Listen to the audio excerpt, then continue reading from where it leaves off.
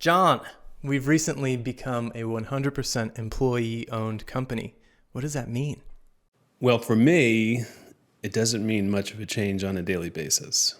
I'm still arriving around 7 in the morning. I'm still doing 8 to 10 consultations a week. I'm still the CEO. I'm now the chairman of the board. We have an official board. But what it does mean is that now all of our employees, current and future, will now be owners of JOMA Construction. I like the sound of that. Including you. Yes, I am an owner. How did this start? When I started JOMA, I really had no intention of having employees. We certainly went through changes since 2005.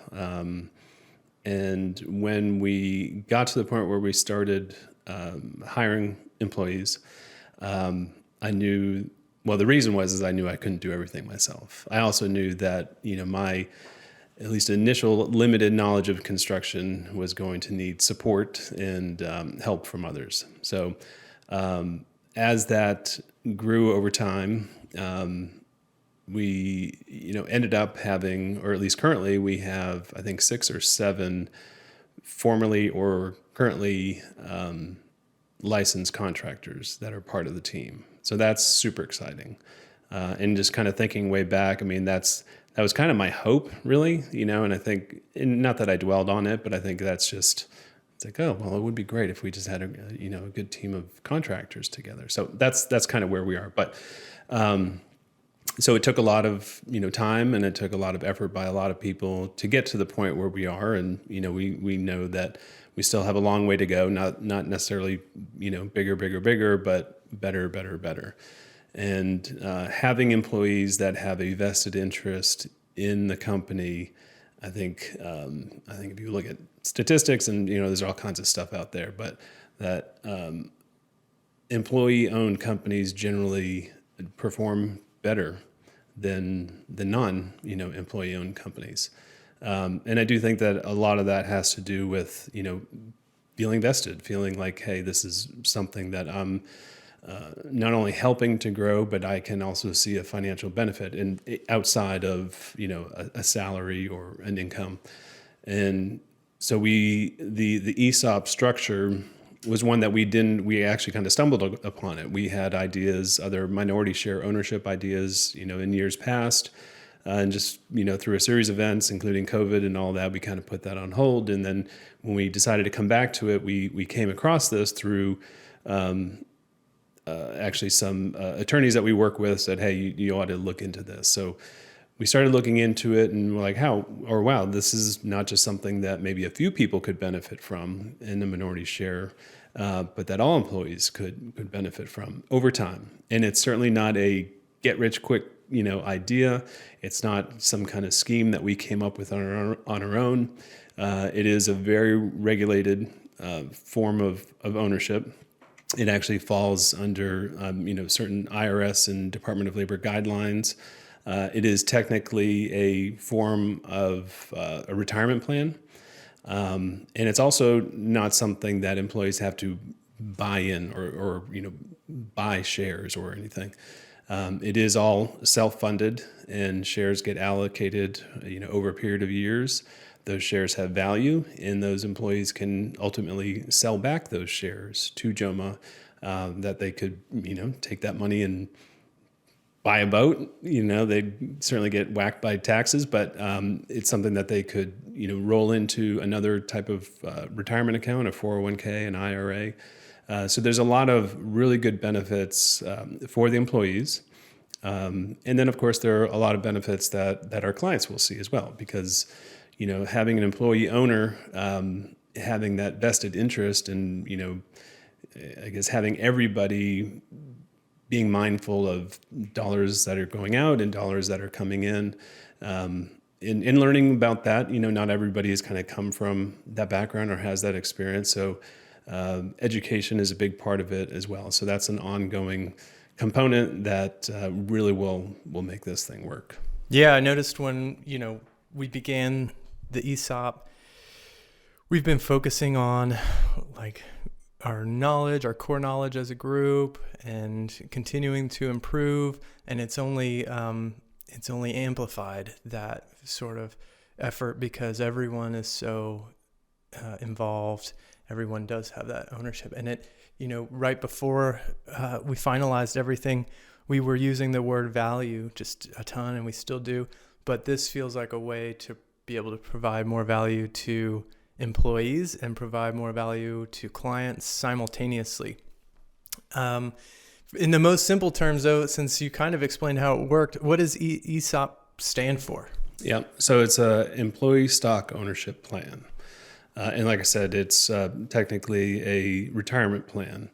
And we went through the leading up to it, becoming a 100% employee owned.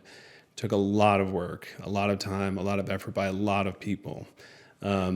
We do have a trustee, and the trustee is essentially the fiduciary for the employees, making sure that, through the actual sale, that the employees' best interests were always, at the forefront. But like any transaction, if you think of like buying a house, you have a seller and you have a buyer. And then you have attorneys that, make sure all the T's are crossed and I's are dotted and all of that. But this is a lot more complicated than buying a house. The actual negotiation, if you will, of, through the sale, once all the terms were identified, like, everything that was going to be a part of the final transaction, I think there were 28 or 30 different terms that had to be agreed upon. And just that kind of negotiation back and forth, I think, took 6 weeks and like 7 counter offers, and, going through and, started off with a 30 and agreed on 4, and then it went back, and then ended up agreeing on 7, and then went back, so it was that back and forth. And, but all of that, what preceded that was, valuing the company. Just like you get an appraisal on a house, there has to be an appraisal on the business and what is the value of the business. So we not only had kind of the seller side, I guess my side, doing an evaluation, but the buyer side, the employees, fiduciary also did, a separate valuation. And so that was kind of looking back at financials and all of that stuff. I think the final binder, which was like the transaction documents, was almost 500 pages. I mean, it was extremely thorough. 2 teams of lawyers, 2 teams of financial analysts, if you will. Somebody who was kind of in between, like an advisor who had a lot of experience in ESOP transactions. So a lot of people involved. And, but yeah, I mean, it took a lot of time, and, we hope that the plan that we came up with will, certainly benefit the employees over time, and it will benefit me over time. I mean, there's no doubt about that. I think any business owner or any person who starts a business, in some part of their head that's thinking towards the future, and, is this something that I'm building, something of value that could be sold? There are also a lot of statistics about, businesses that get sold to like venture capitalists or outside groups, and those, especially for small businesses, we're not talking about like big public companies, but smaller businesses that go through that don't actually have a lot of success, because the new buyers might not have the same culture or intent, for that. And, the employees who are left after the original owner leaves, they're kind of like, all right, well, now what do we do? And in our situation, I haven't left. That wasn't my intention, was to do this and get out. So I'm still here. Like I said, I'm still doing all the same things that I did on a daily basis. But it's just that long-term look for me and for the employees. The people who set that up are all advocates for ESOPs. They don't want the scheme of ESOP to ever fail or look bad. To me, it seemed like they were proponents of it, not just because it benefits people, but because they've done it all their lives and they've seen the benefits directly. So that was something that made me feel more secure. Everyone involved including you, but not necessarily having to include you, looking toward the best sort of result for all the employees, the business, even the clients. I mean, really down to, will JOMA continue to be able to operate and provide those services just as good, if not better than ever before?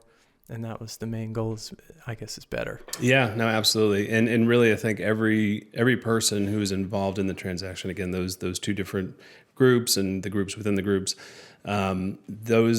those folks have been involved in, hundreds of these types of transactions. And a lot of them are still involved with the companies that have gone through, that transition, whether they're a part of the board of directors.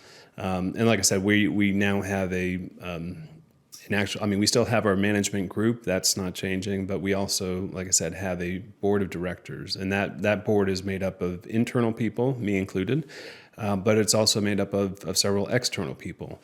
And so we wanted, since, of course, this is the first time we've gone through this. Nobody here at JOMA has been involved in an ESOP transaction or anything like that.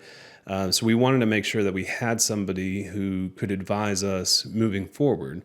So we did identify an individual who was involved or part of an ESOP transaction and stayed with the business for, I believe, over 15 years. So she was actually involved in a company pre-ESOP. She actually brought the ESOP idea to the owner at that time, who was in a different position than me. He was actually at retirement age. And so in their situation, they actually went through with the ESOP, and then the owner ended up, walking away. But she stayed with the company as a CEO and then went through the rest of her career. That company was actually purchased by another company at the end of her career, and then she retired. And now she is going to be on our board. And so she has a lot of that experience going in, that we really think that is going to be very helpful for us moving forward. And we also have an individual who's actually been on our HTR program, who is a construction consultant. He actually works with contractors. He was a former contractor. He sold his business, not as an ESOP, but sold his business years ago and then went into consulting. And he works with contractors all over the country. So it'd be great to have two outside people who have different experience that will be able to bring that knowledge and really be able to help us moving through this. And then hopefully, we will all become proponents of ESOPs, and just like the people that have been involved with our transaction, hopefully that's something that we'll be able to, help other people move forward. Because I do think that this is, and we are at the beginning, of course, and like I said, this is not a get-rich-quick thing for me or for the employees, but hopefully it is something that we can, share with others that, if they're in the right position to be able to do it, that maybe that they can go through with an ESOP. And start to expand. Yeah, a get-rich-slow scheme. There you go. Yeah, exactly. Yes. And, we keep talking about getting rich, but the great thing for me, the way that it affects me, is that I can enhance the benefit by enhancing JOMA. That's right. And I think that that's kind of the biggest point. It's not just a deposit that's regular. It is a valuation that is continuous, that can grow if we grow JOMA and make it better, and therefore, have a direct effect on our own retirement. Absolutely. That's the greatest thing, is that every employee has that potential to add value to not only the company, but also to their future. Yeah. I think that we cleared up most of what I wanted to for the ESOP, because this won't be the last HTR about ESOPs. Certainly, if anyone has questions, you can send them to us and we'll answer those on HTR. But next week is our kickoff lunch. So we've made it official, but next week is the first time that all the employees will converge with all the people involved and everyone gets to meet. And we'll also have Steve Smith here. Hopefully we can bring him into this room. We can talk more about ESOPs, and he can really define exactly what an ESOP is, because he's really got the terminology down and he knows what's going on there. So I'm looking forward to that. And the party itself will be a great celebration for this accomplishment. And I think will help to clarify for all of the employees what the benefits will be, because everyone's politely waiting, and because it's just as sort of nebulous for us as it is for viewers out here. Exactly. Cool. And we're going to have our first board meeting. You're going to have a board meeting that same day? Yeah. Like up in the... That's awesome. Indeed. That's serious. Are y'all going to wear like suits? I don't think so. Some like big shoulder pad suits? No, not that kind of board meeting. Thanks, John. Thank you, Mackenzie. ESOPs.